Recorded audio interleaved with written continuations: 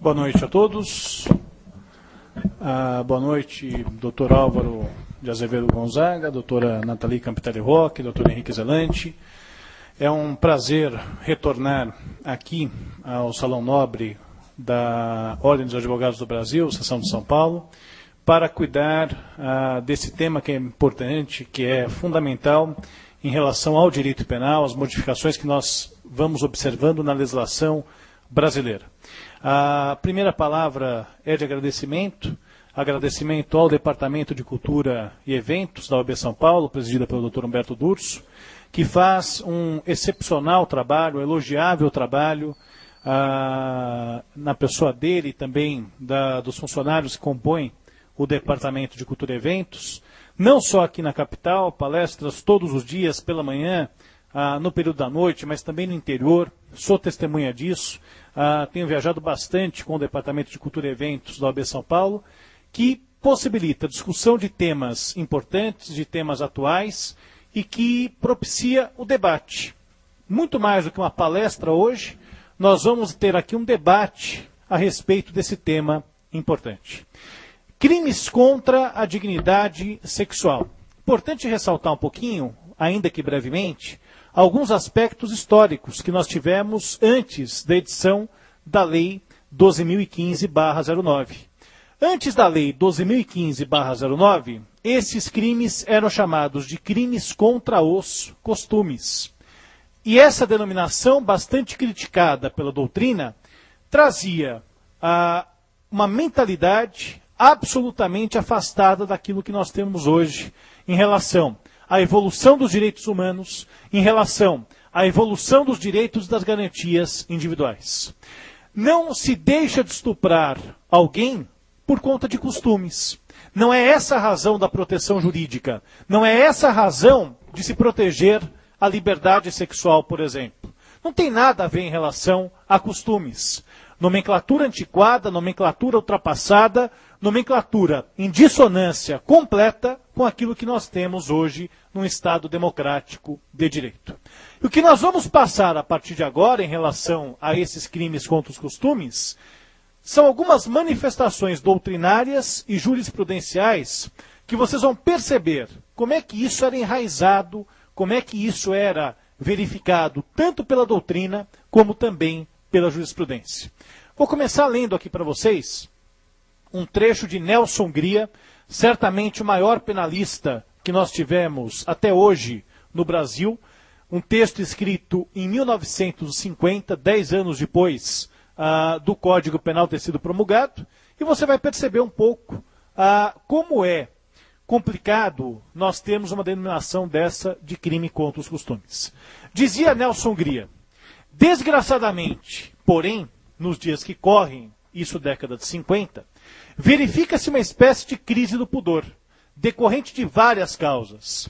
Despercebe a mulher que o seu maior encanto e sua maior defesa estão no próprio recato. Com a sua crescente deficiência de reserva, a mulher está contribuindo para abolir a espiritualização do amor. Com a decadência do pudor, a mulher perdeu muito do seu prestígio e charme. Atualmente, meio palmo de coxa desnuda, tão comum com as saias modernas, já deixa indiferente o transeunte mais tropical. Enquanto outrora, um tornozelo feminino à mostra provocava sensação e versos líricos. As moças de hoje, via de regra, madrugam na posse dos segredos da vida sexual, e sua falta de modéstia permite aos namorados liberdades excessivas. Toleram os contatos mais indiscretos e comprazem-se com anedotas picantes, quando não chegam a ter a iniciativa delas, excusando-se para tanto inescrúpulo com o argumento de que a mãe Eva não usou folha de parreira na boca. Comentários ao Código Penal, Nelson Hungria, 1950. Notem, 1950. Isso antes de tudo o que aconteceu em termos sociais, antes dos valores morais, dos valores sexuais terem se modificado nas décadas de 60, 70 e 80, já dizia isso Nelson Hungria na época. Para você não pensar que é algo antigo demais, 1950, esse pensamento já não mais se reflete nos dias de hoje, trazer algo mais recente para você ver, que é uma jurisprudência do TJ do Rio de Janeiro, porque atualmente isso na década de 70, a jurisprudência, mas até hoje, essa discussão a respeito de crimes contra os costumes, na época, hoje crimes contra a dignidade sexual, muitas vezes recai sobre a discussão da moral da mulher. Perde-se de vista o objeto do processo, perde-se de vista o tema central da causa para discutir a moral da mulher. Se era uma mulher recatada, se não era uma mulher recatada, como se isso interessasse, de fato, para a elucidação do caso. Então aqui nós temos a jurisprudência da década de 70. Será justo, então, o réu Fernando Cortes, primário, trabalhador, sofrer pena enorme e ter a vida estragada por causa de um fato, sem consequências, oriundo de uma falsa virgem? Afinal de contas, esta vítima, amorosa com outros rapazes, vai continuar a sê-lo. Com Cortes, assediou até se entregar. E o que em retribuição lhe fez Cortes? Uma cortesia. Então aqui nós temos uma passagem, isso é, uma manifestação do Poder Judiciário. A vítima foi até o Poder Judiciário e recebeu esta prestação jurisdicional, no qual o desembargador faz uma anedota em relação ao nome do réu para justamente desviar o foco da ação. Se é o Cortes, ele fez para a mulher uma cortesia, disse aqui o desembargador. E muito recentemente você acompanhou uma decisão absolutamente estapafúrdia em relação à Lei Maria da Penha, lá de Sete Lagoas, Minas Gerais, um juiz mineiro que declarou que a lei é inconstitucional, invocando os seguintes argumentos. Esta Lei Maria da Penha é, portanto, de uma heresia manifesta. Herética porque é antiética. Herética porque fere a lógica de Deus. Herética porque é inconstitucional e por tudo isso flagrantemente injusta. Ora, a desgraça humana começou no Éden, por causa da mulher, todos nós sabemos, mas também em virtude da ingenuidade e da fragilidade emocional do homem. A mulher moderna, dita independente, que nem de pai para seus filhos precisa mais, a não ser dos espermatozoides, assim só é porque se frustrou como mulher, como ser feminino. O mundo é masculino. A ideia que temos de Deus é masculina. Jesus foi homem. A vingar esse conjunto de regras diabólicas, a família estará em perigo, como inclusive já está desfacelada. Os filhos sem regras porque sem pais. O homem subjugado. A lei é um monstrengo tinhoso. Isso também é decisão judicial, isso também é uma manifestação num processo emanada de quem tem o peso da caneta e deveria saber as consequências disso, deveria ter claro como é que ele pode e deve se manifestar em relação a um determinado processo. Voltando só um pouquinho para o Cortes, para contextualizar, essa jurisprudência do Cortes, anterior, deu até ensejo a um livro da Silvia Pimentel. Silvia Pimentel, que talvez seja hoje, no mundo jurídico, a maior defensora dos direitos da mulher, que escreveu um livro, Estupro, Crime ou Cortesia? Esse cortesia do título justamente para alfinetar essa decisão, essa jurisprudência lá do TJ do Rio de Janeiro, dizendo, olha, estupro é crime, não é cortesia, e ela traz uma série de relatos, uma série de jurisprudências que trabalham com esse tema. Portanto, não dá mais lugar, não existe mais espaço para se falar em crimes contra os costumes. Nós precisamos mudar a mentalidade, e é isso que busca, portanto, a nova lei. Crimes contra a dignidade sexual. Lei 12.015/09. Nós temos aqui, em relação à Lei 12.015/09, a defesa do princípio da dignidade da pessoa humana. Reconhece-se que, dentro desse espectro da dignidade da pessoa humana, nós temos uma dignidade sexual. Essa dignidade sexual começa, simplesmente, com o direito de você dispor do próprio corpo da forma que melhor lhe aprouver, sem vício, sem qualquer barreira em relação ao consentimento, sem que haja uma afronta a essa dignidade. Quando nós pensamos em dignidade sexual, nós estamos relacionando essa dignidade sexual com o fundamento da República, com o fundamento do Estado democrático de direito. Portanto, começou bem o legislador quando mudou o nome do título 6º. Não mais crimes contra os costumes, e sim crimes contra a dignidade sexual. A partir desse instante, nós vamos pontuar as principais alterações, o que há de novo em relação a esses crimes contra a dignidade sexual. Vamos ver então como é que ficou o crime de estupro.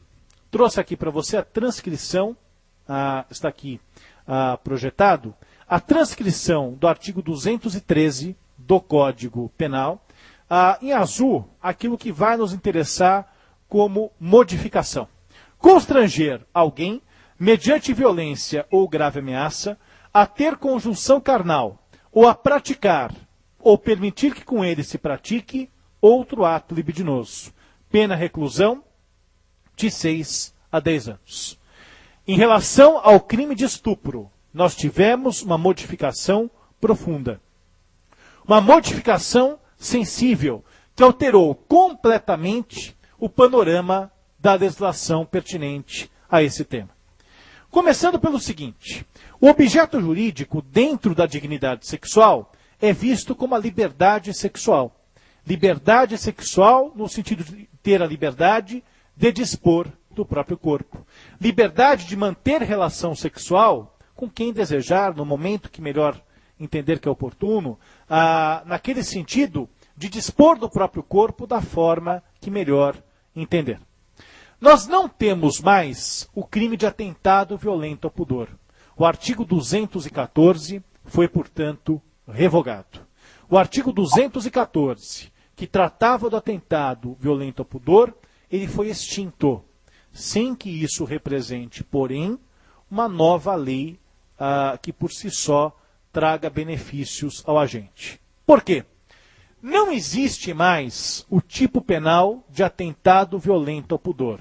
Porém, as condutas que eram tipificadas como atentado violento ao pudor, hoje estão inseridas no crime de estupro.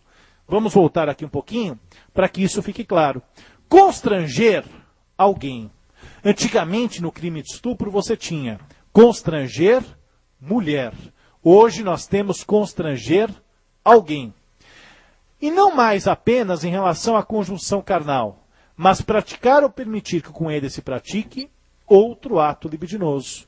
Ato libidinoso diverso, portanto, da conjunção carnal. Ato libidinoso que não seja mais configurado como conjunção carnal.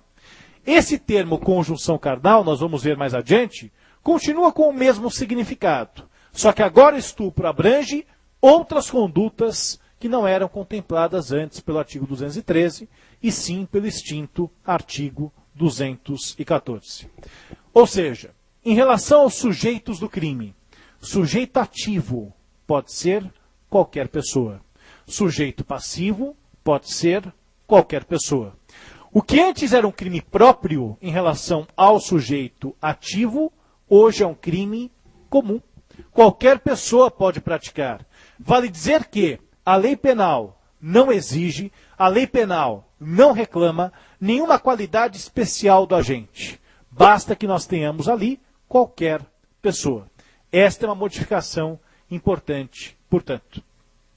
Os meios executórios são os mesmos. Violência ou grave ameaça.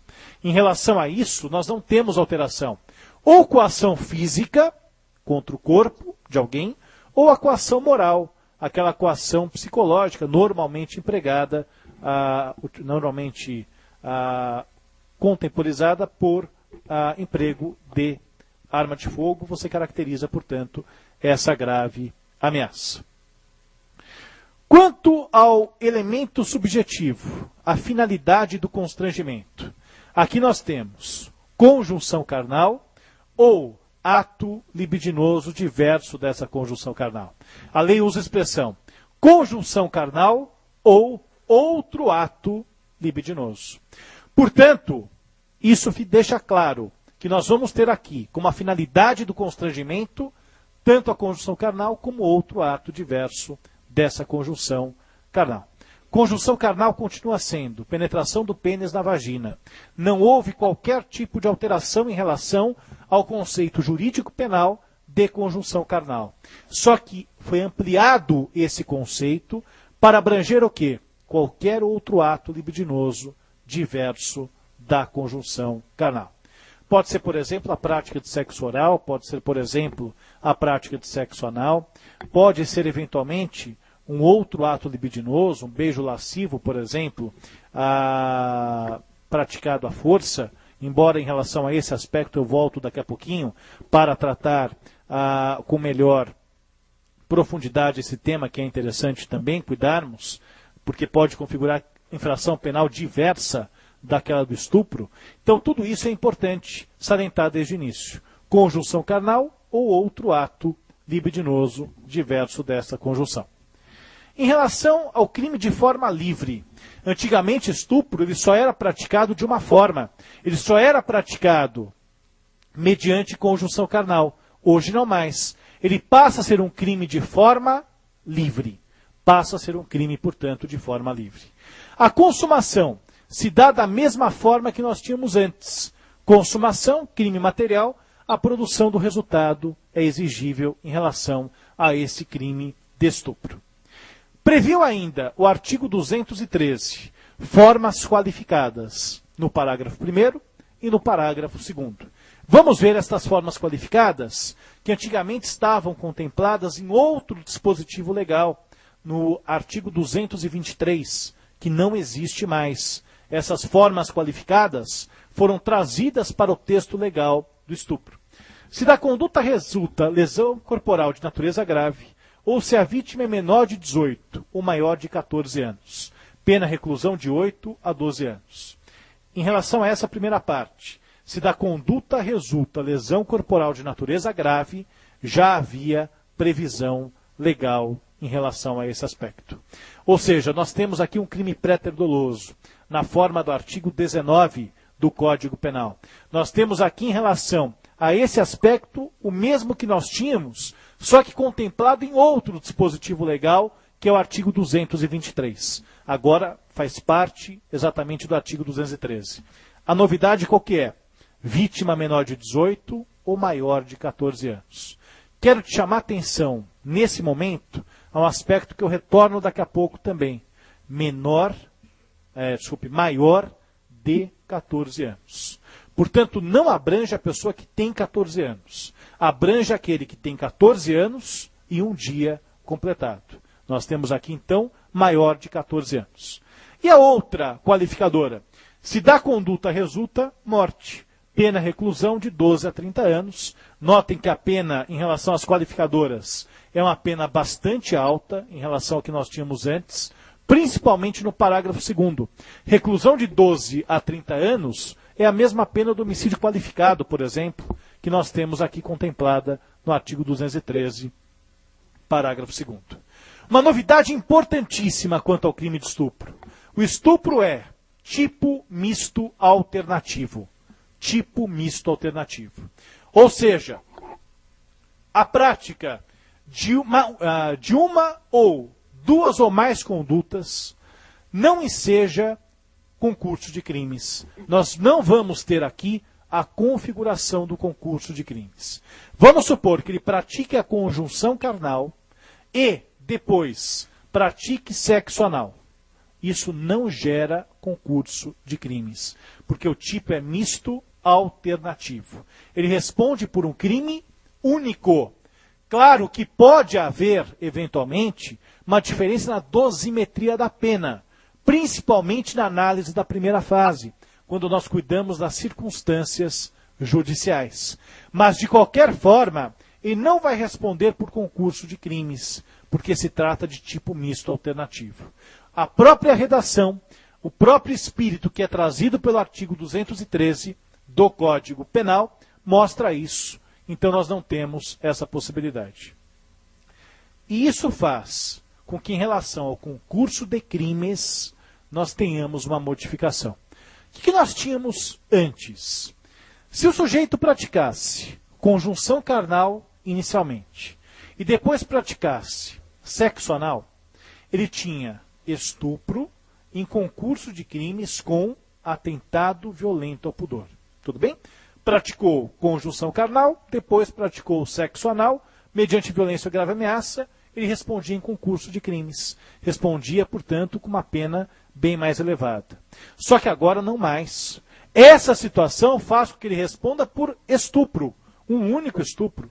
Portanto, uma lei que no todo é mais rigorosa, ela serve para agravar a situação daquele que pratica crime sexual, nesse particular, acaba sendo uma lei mais branda e, portanto, retroage.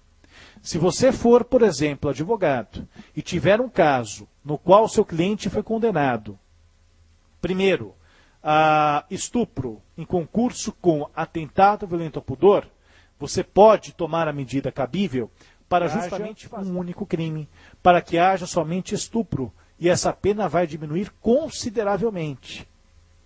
Então, o tiro também saiu pela culatra em determinadas situações. Aquela lei que veio para agravar, a lei que veio para piorar a situação do acusado, nesse particular, acaba beneficiando. Não houve alteração, até porque não seria da lei penal um instrumento viável para isso, não houve alteração em relação à questão probatória. Nós temos uma grande dificuldade em relação à questão probatória dos crimes sexuais. É crime praticado na clandestinidade. Normalmente é crime praticado entre quatro paredes. Geralmente é crime que não tem testemunha. Portanto, nós temos aqui a missão de coletar provas que, junto com a palavra da vítima, consigam justamente o mistério de provar determinada acusação, consigam demonstrar cabalmente que aquela imputação de fato aconteceu, que ela de fato é verdadeira.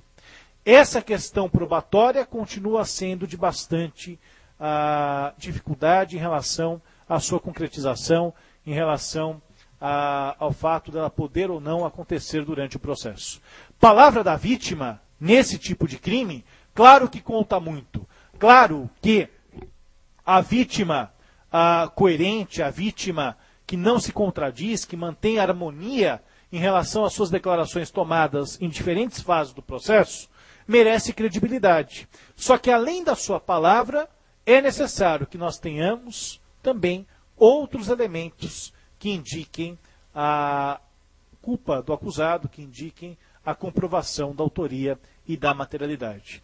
E aí vem um ponto interessante também. Trata-se de crime de fato transeunte. Por que crime de fato transeunte? Porque é crime que nem sempre deixa vestígio. Agora, principalmente, em relação ao atentado violento ao pudor. Nós temos algumas formas de atentado violento ao pudor que não deixará vestígio. Então, mais do que nunca, o estupro, ele é crime de fato transeunte. Sendo crime de fato transeunte, qual que é a consequência jurídica relacionada à prova? Não é obrigatória a realização de exame pericial. Uma vez sendo crime de fato transeunte, não se faz obrigatoriamente o exame de corpo de delito. Digo obrigatoriamente, porque na prática é recomendável. Já que é um crime de difícil prova, já que é um crime que traz a dificuldade de coletar elementos probatórios, fundamental que se faça o exame, porque ali pode-se buscar uma prova concreta, uma prova pericial que deixe claro tanto a autoria como a materialidade. Importante destacar o seguinte: o legislador, em relação a essa alteração dos crimes contra a dignidade sexual, não resolveu um problema seríssimo da nossa legislação, que é contextualizar, que é traçar critérios, que é definir como nós podemos entender esse ato libidinoso diverso da conjunção carnal, ou, como diz o legislador, o outro ato libidinoso. Porque, veja, eu tenho condutas gravíssimas, como a prática do sexo oral, a prática do sexo anal. Essas, evidentemente, merecem ser catalogadas no crime de estupro, no artigo 213 do Código Penal. Agora, outras condutas que, embora sejam condutas indesejadas, talvez não mereçam o mesmo tratamento jurídico para se chegar a dizer que houve um estupro. Isso já havia em relação ao atentado violento ao pudor, quando existia o artigo 214 do Código Penal. Vamos pensar, por exemplo, um beijo forçado. Um beijo forçado. Numa festa, num carnaval, enfim, em alguma festividade que isso gere até um clima para que aconteça numa determinada situação. Não dá para dizer que essa conduta, evidentemente, caracteriza estupro. Ficaria até estranho imaginar uma situação tipificada como estupro. Só que a lei não traça um critério de qual que é a lesividade, de qual que é a potencialidade de dano que deve haver o outro ato libidinoso para que caracterize o delito de estupro. O que fez a jurisprudência? E essa solução da jurisprudência existe desde 1990, quando houve crime hediondo. Porque, veja, estupro é crime hediondo.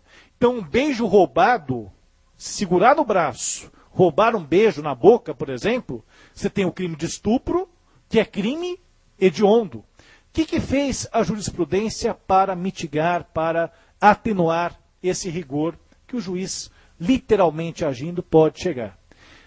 Começou a catalogar determinadas infrações, começou a tipificar determinadas condutas como contravenção penal. Qual contravenção penal? Importunação ofensiva ao pudor. Artigo 61 da Lei de Contravenções Penais. Infração penal de menor potencial ofensivo, juizado especial criminal, composição civil, transação penal, está resolvido. Na fase de conciliação não tem nem processo. Trouxe aqui alguns exemplos para você verificar como é que nós podemos pensar nessa infração penal relativa à importunação ofensiva ao pudor. Jurisprudências do TJ aqui de São Paulo para que você observe. O gesto indecoroso do agente, que limita-se a palpar os seios e as nádegas da vítima, segurando-lhe pela blusa, possibilita a desclassificação do atentado violento ao pudor, na época, hoje estupro, para a contravenção penal de importunação ofensiva ao pudor, descrita no artigo 61 do Decreto-Lei 3.688/41, Código Penal, pois não evidenciada a prática de ato libidinoso diverso da conjunção carnal. Outra, o toque superficial e fugaz em partes pudendas da mulher, por sobre as vestes, não configura o crime de atentado violento ao pudor, mas sim a contravenção penal prevista no artigo 61 do Código Penal. Mais uma, até para você ver, outra situação que também permite o mesmo raciocínio. O crime de atentado violento ao pudor consiste em constranger alguém, mediante violência ou grave ameaça, a praticar ou permitir que com ele se pratique ato libidinoso diverso da conjunção carnal. Isso hoje é chamado de estupro. Ora, o verbo constranger, colocado pelo legislador, tem aí o sentido de impedir os movimentos, tolher a liberdade, forçar, coagir, compelir. O crime é tão grave que as acepções de incomodar e importunar devem ser descartadas, porque configuram tipo contravencional. A prova deixou clara que não houve propriamente constrangimento. A conduta foi de importunação, tanto que a vítima pôde de imediato se afastar. O fato se deu em lugar público, ofendendo o pudor da vítima. A simples presunção de violência é insuficiente para tornar a contravenção em crime. Só não caberia essa solução se uma menor de 14 anos não pudesse ser sujeito passivo da infração prevista no artigo 61 da Lei de Contravenções Penais.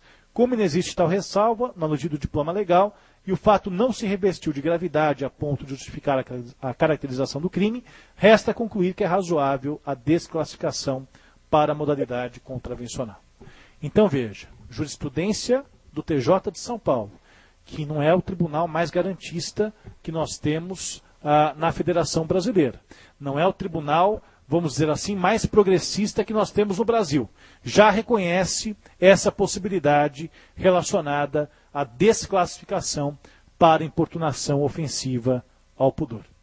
Essa é uma questão que também pode ser trabalhada no processo, que pode ser verificada, às vezes, pode-se ter algo muito próximo disso, e uma das saídas, uma das estratégias para o colega que advoga em crimes dessa natureza, e venha a ter um processo, é justamente pensar na desclassificação extremamente benéfica. E isso pode ser feito, inclusive, na resposta à acusação atualmente admitida no procedimento ordinário, que seria o procedimento adequado para cuidar do crime de estupro. Vamos ver aqui algumas questões relacionadas à ação penal. Antes de falar do estupro de vulnerável, que eu falo daqui a pouquinho, algumas questões relacionadas à ação penal. Como é que ficou com a lei nova? Qual que é o panorama que nós temos hoje com a legislação de 2009? Regra, ação penal pública condicionada. Então, olha só, a regra mudou. Vou passar para o próximo slide para você ver. Qual que era a regra antes? Ação penal de iniciativa privada. Qual que é a regra hoje? Ação penal pública condicionada. Ou seja, a vítima, seu representante legal, seu sucessor, não é mais o titular da ação penal. O titular é o Ministério Público, que depende, porém, de uma representação, ou seja, de uma manifestação de vontade da vítima, do representante legal ou do seu sucessor, para que possa iniciar e promover a persecução penal. A ação penal privada está em decadência em termos mundiais. A ação penal de iniciativa privada vem sendo substituída no mundo inteiro pela ação penal pública condicionada. Às vezes, se o bem jurídico é personalíssimo, como é no caso aqui, a liberdade sexual, é bom que eu tenha manifestação da vítima. Só que essa manifestação da vítima pode ser feita mediante representação. Não precisa se dar mediante a propositura da ação penal. Exceções. Hoje, ação penal pública incondicionada, se a vítima for menor de 18 anos e no caso de vítima vulnerável. Então, essa é a exceção que nós temos hoje. Quais eram as exceções antes da lei? Várias. Olha só aqui no quadro. Crime praticado com abuso de poder familiar, crime de estupro praticado com violência real, súmula 608. Se ocorrer lesão grave, gravíssima ou morte, ação penal pública incondicionada. Ação penal pública condicionada, se a vítima for pobre, na acepção jurídica do termo. Então, aqui nós temos uma modificação bastante grande em relação à ação penal. E a pergunta que se faz é, será que nós vamos aplicar este instituto imediatamente? Como é que fica a ação penal em relação aos crimes praticados antes e depois da vigência da lei? Se o crime aconteceu depois da vigência da lei, nós vamos aplicar a lei nova sem qualquer tipo de restrição. Mas e se o crime foi praticado antes da vigência da lei? Se o crime foi praticado antes da vigência da lei, nós temos que ter o seguinte raciocínio, que é importantíssimo para que nós possamos compreender esse ponto. Qual que é o raciocínio? Ação penal é instituto de natureza mista. Interessa tanto ao direito penal como ao direito processual penal. Interessa aos dois ramos do direito. Portanto, sendo norma mista, nós vamos aplicar a retroatividade segundo a lei penal, que é mais favorável. Portanto, a lei nova, a lei somente pode retroagir para beneficiar o acusado. Somente pode retroagir para beneficiar o acusado. Como é que fica, então, essa questão? Quando que vai ser mais benéfica a nova lei? Então, olha só. Quando o crime de ação penal pública condicionada é a regra da lei nova. Quando o crime de ação penal pública condicionada, segundo a lei nova, for, segundo a lei antiga, ação penal pública incondicionada. Então vamos supor o seguinte: crime foi praticado com lesão corporal que gerou lesão grave. Como é que funcionava na lei antiga, lesão grave? Ação penal pública incondicionada. Qual que é a regra, segundo a lei nova? Ação penal pública condicionada. Por que a ação penal pública condicionada é mais benéfica? Porque nós temos alguns institutos próprios dela que favorecem o acusado. Por exemplo, decadência. Tudo bem? Decadência é um instituto que existe na ação penal pública condicionada e não existe na ação penal pública incondicionada. Qual que é o exemplo, então? Ocorreu lesão corporal de natureza grave.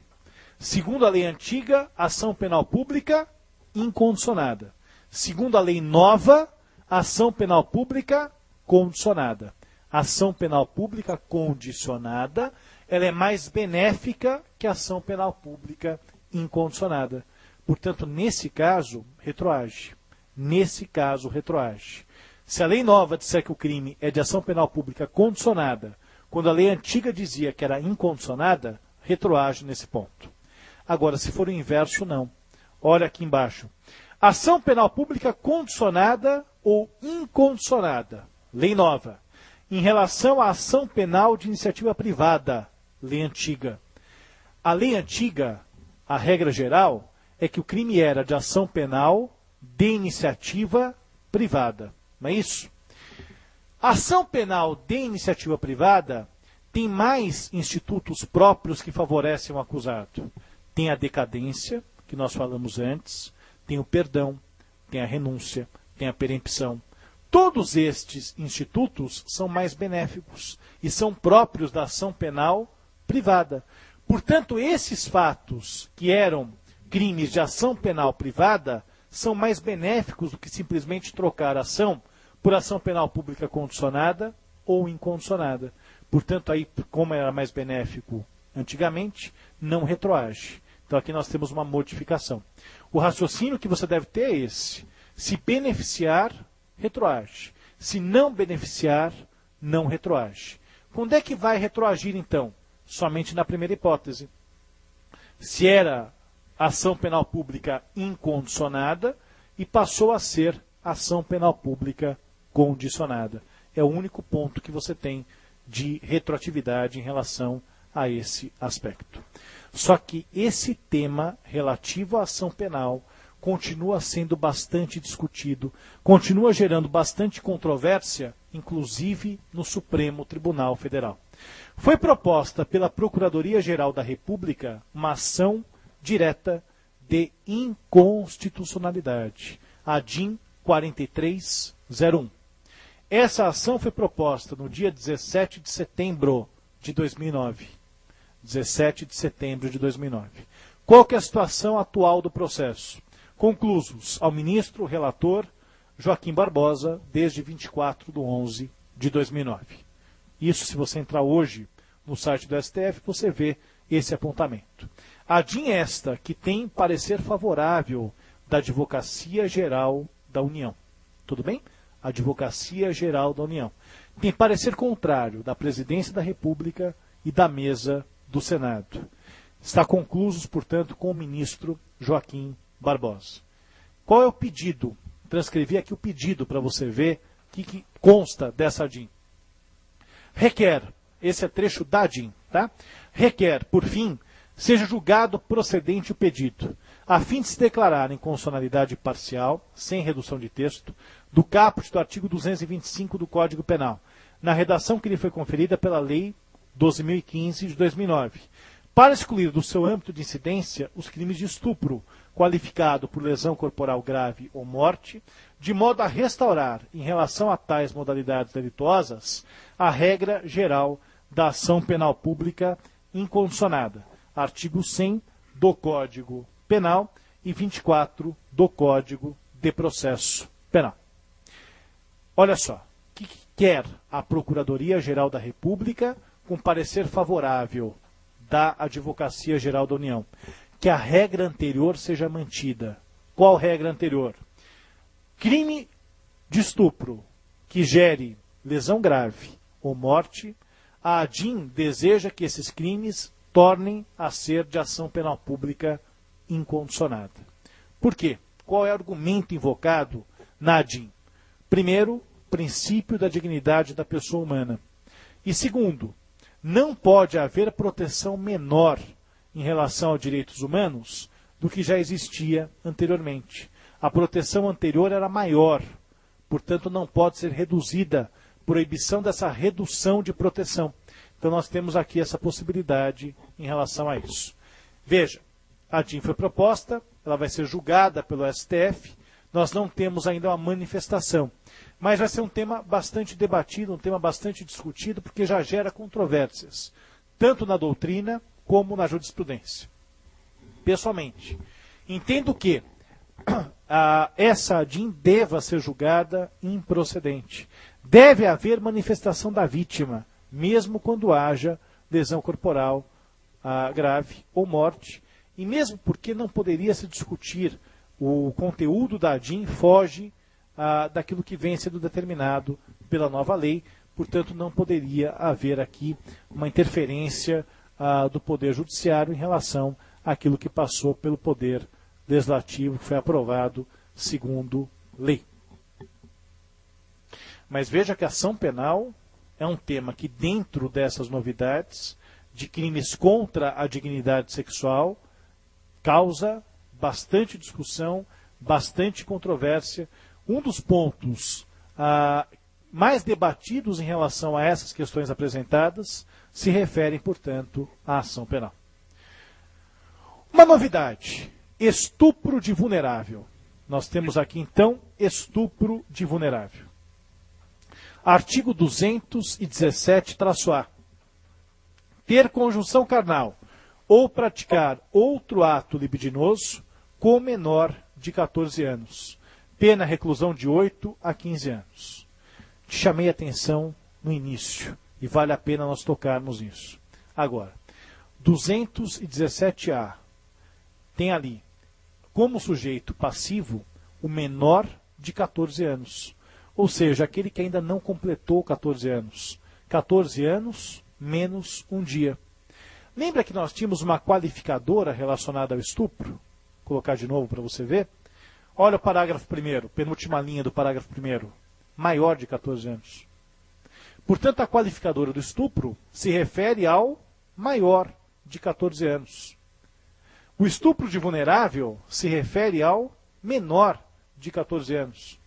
E aquele que tem 14 anos, ele fica sem a proteção que o legislador pretendia dar, mas não deu para ele.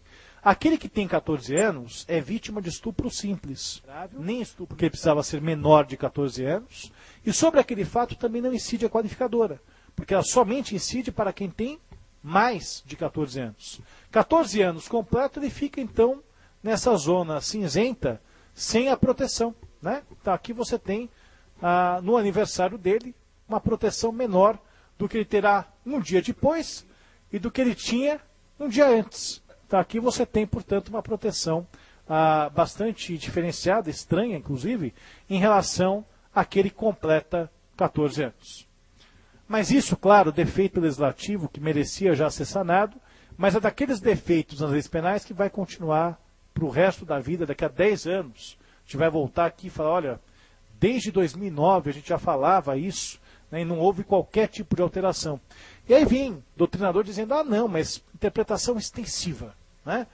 Como se isso fosse possível no direito penal, como se fosse possível ampliar texto que desfavorece o acusado, simplesmente porque houve aqui um cochilo, houve um engano, um equívoco do legislador, não foi cuidadoso o suficiente para prever esta situação. Vai mais o parágrafo 1º, fala o seguinte: incorre na mesma pena quem pratica as ações descritas no caput com alguém que, por enfermidade ou deficiência mental, não tem o necessário discernimento para a prática do ato ou que, por qualquer outra causa, não pode oferecer resistência. Então, veja, enfermidade ou deficiência mental, doença mental ou desenvolvimento mental incompleto ou retardado, não tem o necessário discernimento para a prática do ato ou que, por qualquer outra causa, não pode oferecer resistência. E aí, uma das principais discussões, o objeto jurídico continua sendo o mesmo, liberdade sexual, mas uma das principais discussões é a respeito dessa revogação da presunção de violência. Não se fala mais em presunção de violência, e sim em estado de vulnerabilidade. O próprio nome presunção de violência não era compatível com o direito penal da culpa, o direito penal do fato. Nós precisamos ter aqui não uma presunção, mas algo a mais do que uma presunção, a comprovação de um estado de vulnerabilidade. E aí vem uma pergunta: será que esse estado de vulnerabilidade ele é absoluto ou relativo? E se tinha uma discussão bastante semelhante com a presunção absoluta ou presunção relativa. Nós temos aqui, então, a mesma discussão. Ao meu ver, esse estado de vulnerabilidade, ele é relativo. Ele existe, ele deve ser aplicado no caso concreto. Porém, ele pode ser afastado se houver prova num determinado sentido que seja diferente daquele previsto pela lei, que seja um sentido diferente daquele que o legislador anteveu, ele pode ser revisto, portanto. Ao meu ver, continua sendo de natureza relativa, mas a discussão que havia antes certamente continuará existindo em relação a isso. Sujeitos do crime, o mesmo em relação ao estupro contra pessoas que não são vulneráveis. Sujeito ativo, qualquer pessoa. Sujeito passivo, qualquer pessoa. É, portanto, um crime comum. Finalidade do constrangimento, a mesma. Conjunção carnal ou outro ato libidinoso. Meios executórios. Aqui nós não falamos em violência ou grave ameaça. A relação, a princípio, é consensual. Só que a pessoa não tem discernimento a respeito daquele fato. Não tem discernimento. E eu tenho um outro crime que eu vou te mostrar daqui a pouquinho, que é parecido com esse, a gente volta a falar nessa questão do discernimento. Formas qualificadas são as mesmas que nós vimos em relação ao estupro, né? Só tirando a questão da idade, mas lesão grave e morte, nós temos a mesma realidade. E tipo misto alternativo, se praticar mais de uma conduta, responde por crime único também. O que eu quero te mostrar é um confronto entre o estupro de vulnerável e o crime do artigo 215. Vamos ver como é que está redigido o artigo 215 do Código Penal? Ter conjunção carnal ou praticar outro ato libidinoso com alguém, mediante fraude ou outro meio que impeça ou dificulte a livre manifestação de vontade da vítima. Essa última expressão, outro meio que impeça ou dificulte a livre manifestação de vontade da vítima, choca com essa parte final do parágrafo 1º, que por qualquer outra causa não pode oferecer resistência. Aqui você tem um choque que você precisa, portanto, resolver. Quando é que eu vou aplicar o 217A? Quando é que eu vou aplicar o 215? A solução apresentada pelo Guilherme de Souza Nutti, que ao meu ver é a melhor apresentada dentre os doutrinadores, é o seguinte. Se não houver resistência alguma, o crime é de estupro de vulnerável. Se houver uma diminuição da resistência, veja, impeça ou dificulte. Esse verbo dificultar te leva a isso. Se houver simplesmente uma diminuição da resistência, nós temos aqui, portanto, a possibilidade de pensar no crime do artigo 215. Faz toda a diferença pela pena. No estupro de vulnerável, pena reclusão de 8 a 15 anos. No 215, pena reclusão de 2 a 6 anos. Então nós temos aqui uma pena que é um abismo entre um crime e outro. Portanto, nós temos que aqui adotar um critério. Critério que é traçado pelo Guilherme de Souza Nutti, a meu ver, é o melhor critério para solucionar essa questão. Se você pensar, por exemplo, na questão da embriaguez, a vítima está completamente embriagada. Ela não tem noção nenhuma do que está fazendo. Não tem qualquer possibilidade de resistência. Estupro de vulnerável. Agora, se houver uma diminuição dessa resistência, ainda tem resistência, só que em grau menor, aqui você pode pensar, portanto, no crime do artigo 215 do Código Penal. Causas especiais de aumento de pena. Causas especiais de aumento de pena.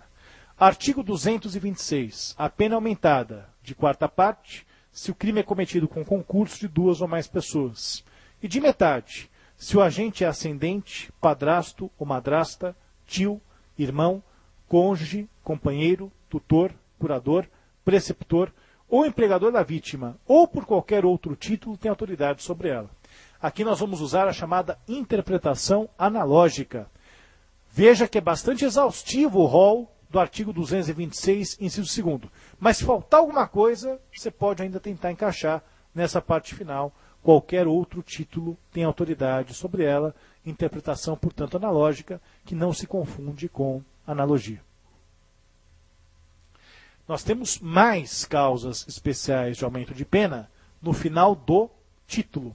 Nos crimes previstos neste título, veja, neste título, portanto, abrange todo o título 6, não apenas esse crime de estupro, não apenas o estupro de vulnerável, mas também o assédio sexual, caso de prostituição, tráfico de pessoas, aumenta de metade. Se do crime resultar gravidez, aqui eu tenho uma consequência extraordinária do crime, isso normalmente era verificado nas circunstâncias judiciais, na primeira fase do cálculo de pena, no artigo 59, e hoje nós temos, portanto, um aumento de pena. E de 1/6 até metade, se o agente transmite à vítima doença sexualmente transmissível, de que sabe ou deveria saber ser portador. Importante discutir esse inciso 4º. Por quê? Doença sexualmente transmissível não se confunde com doença venérea. A AIDS, por exemplo, ela é uma doença sexualmente transmissível, embora ela não seja uma doença venérea. Doença venérea é aquela que somente pode ser transmitida pelo ato sexual. Então, quando eu falo doença sexualmente transmissível, eu estou alargando aquele leque, não só doença venérea, porque nós temos um crime do artigo 130 do Código Penal, perigo de contágio de doença venérea. Então aqui, esse aumento de pena extrapola os próprios limites traçados pelo artigo 130. No 130, somente doença venérea. Aqui não mais. Aqui eu posso falar em doença sexualmente transmissível. De que sabe ou deveria saber ser portador. Essa construção, toda vez que o legislador usa esse tipo de construção, sabe ou deveria saber, ele diz, em relação ao sabe, dolo direto. Em relação ao deveria saber, dolo eventual. Então aqui, no inciso 4º, a majorante, a causa de aumento de pena, ela irá incidir no caso concreto, seja com dolo direto, seja com dolo eventual. Em relação aos crimes hediondos, importantes alterações em relação a isso.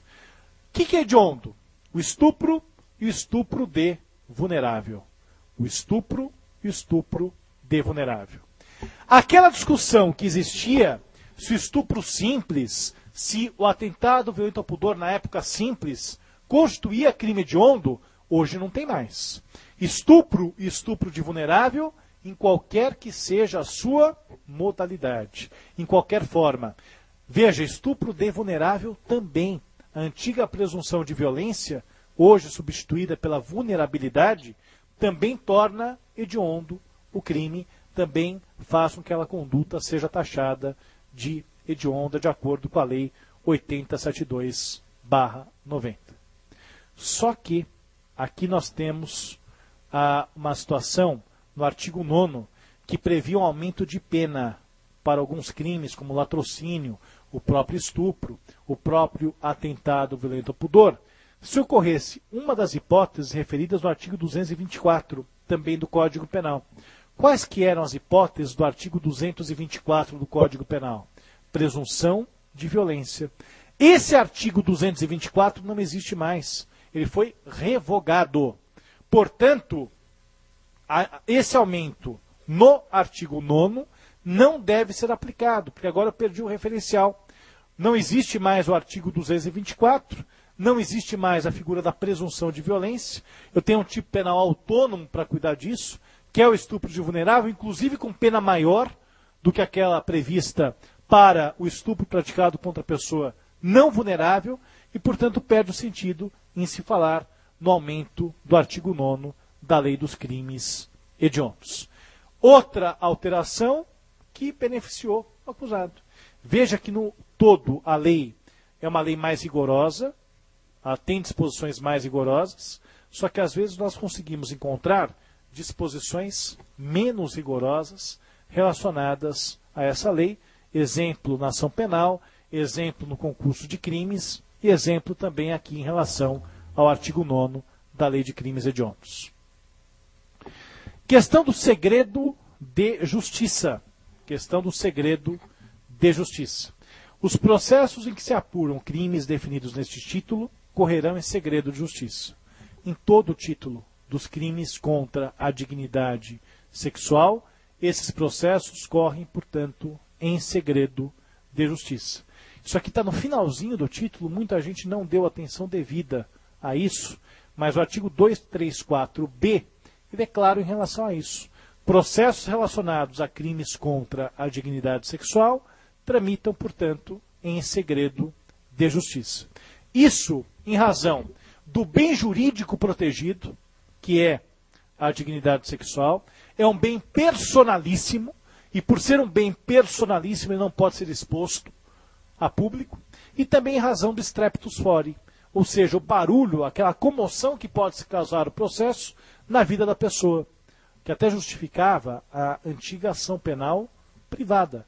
Hoje não existe mais ação penal privada como regra, e nós temos aqui então essa figura para harmonizar com essa nova postura legislativa tomada pela Lei 12.015/09. Importante contextualizar tudo que nós abordamos aqui com uma outra lei dessa década ainda, 2010, que nós temos em relação à Lei Maria da Penha. A Lei Maria da Penha trata também da questão da violência sexual contra a mulher.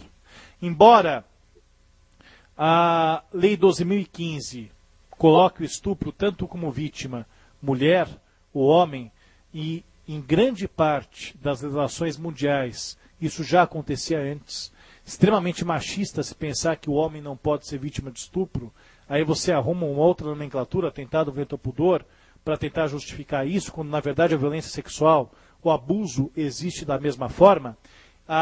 Nós temos que pensar nessa legislação no mesmo contexto da Lei Maria da Penha. Aqueles instrumentos de proteção que existem na Lei Maria da Penha, na Lei 11.340/06, devem ser contextualizados, devem ser trazidos também para essa discussão. A vítima mulher, tem direitos também que devem ser reconhecidos, que devem ser respeitados e que são trazidos também pela Lei Maria da Penha, que trata de coibir a violência doméstica e familiar contra a mulher, segundo uma determinação constitucional prevista no artigo 226, parágrafo 8º. Um panorama final para nós analisarmos a lei do ponto de vista de efetividade, do ponto de vista de melhora legislativa. Pessoalmente vejo a lei com bons olhos. Pessoalmente vejo a lei desmistificando algumas questões. Só para começar, não chamar de crimes contra o costume já é um avanço tremendo em relação à postura legislativa, a postura de política pública que o Estado faz. Ao terminar com a diferença de estupro e atentado violento ao pudor, nós temos um outro avanço razoável em relação a isso. Nós temos também uma melhor distribuição quando nós não falamos mais em presunção de violência, e sim em estado de vulnerabilidade. Isso se coaduna mais com o direito penal democrático. Não se pensar em presunção no âmbito do direito penal é importante. Só que alguns defeitos legislativos também devem ser verificados, devem ser resolvidos pela jurisprudência. Como eu te disse, quando tratamos dessa matéria ao longo da exposição, o legislador perdeu uma chance muito grande de melhor delimitar a abrangência dessa expressão ato libidinoso diverso da conjunção carnal, ou como ele usa agora, outro ato libidinoso. Fala conjunção carnal ou outro ato libidinoso. O legislador perdeu uma grande chance de melhor delimitar isso, porque na verdade isso fica a critério do magistrado da causa. Em termos de segurança jurídica, em termos de nós pensarmos como é que isso pode se resolver no caso concreto, isso pode ser bastante alterado, isso pode ter bastante variações que não são desejáveis. Talvez o legislador pudesse ter usado um critério que melhor definisse essa questão, porque ao mesmo tempo algumas práticas de ato libidinoso não podem ser consideradas tão grave como aquelas que são típicas do crime de estupro, e isso merece, portanto, uma melhor avaliação jurisprudencial. A própria jurisprudência se encarregou de fazer isso, mas talvez o legislador pudesse ter pontuado melhor essa questão. De qualquer forma, penso que os avanços são maiores que os retrocessos. Andou bem em relação à nova lei de crimes sexuais. O legislador brasileiro, nós temos aqui uma lei muito mais coadunada com o Estado Democrático de Direito, com o direito penal democrático. Eram estas as considerações iniciais, eram estas as considerações preliminares. Fico à disposição de vocês para responder qualquer questionamento e agradeço bastante a presença de todos, a atenção de todos nesse evento. Obrigado.